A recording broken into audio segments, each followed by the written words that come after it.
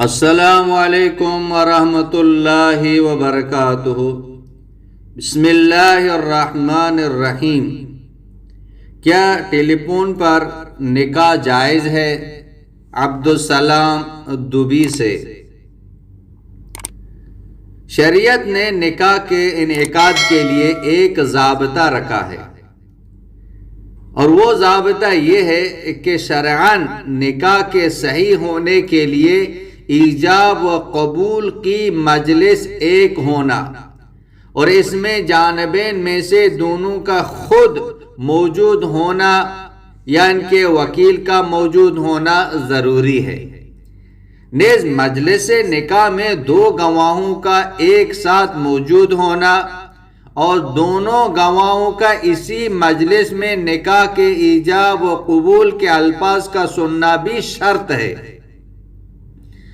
اور اگر جانبین یعنی لڑکا یا لڑکی میں سے کوئی ایک مجلس نکاح میں موجود نہ ہو تو اس صورت میں اپنا وکیل مقرر کرے، پھر یہ وکیل اپنے موکل کی طرف سے اس کا نام مع ولدیت لے کر مجلس نکاح میں ایجاب و قبول کرے تو نکاح منعقد ہو جائے گا۔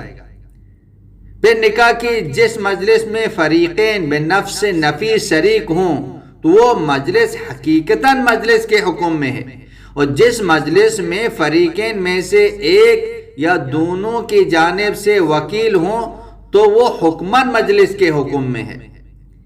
ٹیلی فون پر نکاح میں مجلس کی شرط مفقود ہوتی ہے، کیونکہ شرعاً نہ تو یہ صورت حقیقتاً مجلس کے حکم میں ہے اور نہ ہی حکماً، کیونکہ وہ ایک مجلس ہی نہیں ہوتی ہے، بلکہ فریقین دو مختلف جگہوں پر ہوتے ہیں، جبکہ ایجاب قبول کے لیے عاقدین اور گواہوں کی مجلس ایک ہونا ضروری ہے۔ لہذا اسی صورت میں ٹیلی فون کے ذریعے نکاح منعقد نہیں ہوتا ہے۔ ہاں البتہ اگر کوئی ایک فریق ٹیلی فون پر ہو اور اس کا وکیل مجلس میں موجود ہو، یا دونوں فریق ٹیلی فون پر ہوں لیکن دونوں کے وکیل مجلس